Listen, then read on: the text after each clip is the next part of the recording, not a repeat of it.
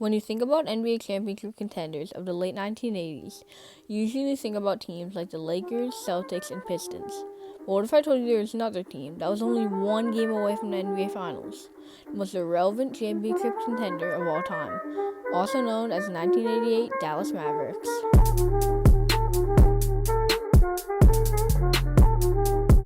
Before I made this video, I had next to no idea of any of the Mavericks' history before Dirk Nowitzki, so I decided to tell a brief history of the team.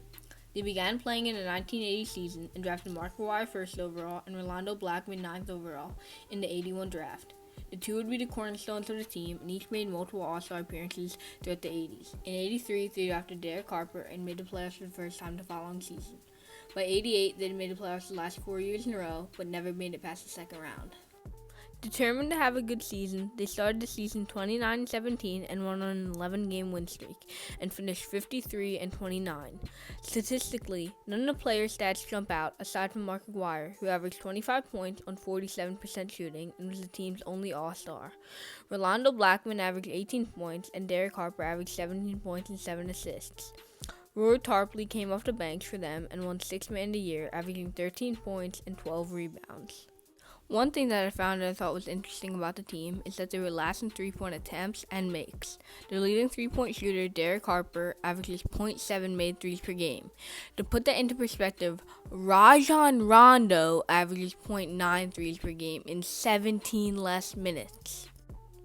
After finishing as the 3rd seed, they faced the Hakeem Olajuwon-led 6th seed Rockets. Despite an amazing series by Hakeem, who averaged 37 points and 17 rebounds, Dallas would win in 4 games.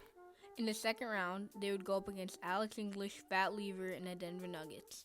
The series was very close, with 3 out of 6 games being decided by 4 points or less. Denver took the first game at home, but Dallas won the second.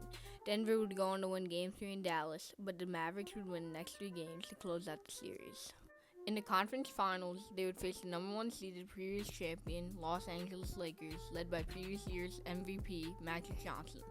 In Game 1, they lost by 15, and they were blown out by 22 points in the second. Going to Dallas, the Mavericks won Game 3 by 12 and Game 4 by 14. With the series tied 2-2, they went back to LA, where they lost by 17. In Game 6, on the verge of elimination, Mark Aguirre would give the Mavs a 4-point lead with this layup. Then, James Worthy would cut the lead to 2. With the Lakers down 2 with 11 seconds left, James Worthy would blow a layup and the Mavericks would win the game.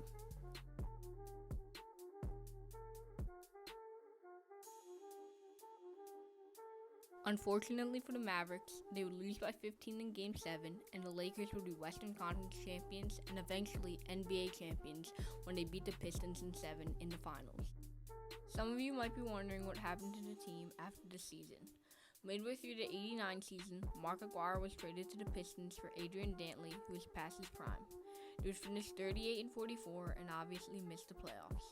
Mark Aguirre would go on to win back-to-back championships in Detroit, and after the Mavericks made the playoffs again in 1990, just to be swept in the first round, they would not make a playoff appearance for the next 11 years. Thank you guys for watching this video.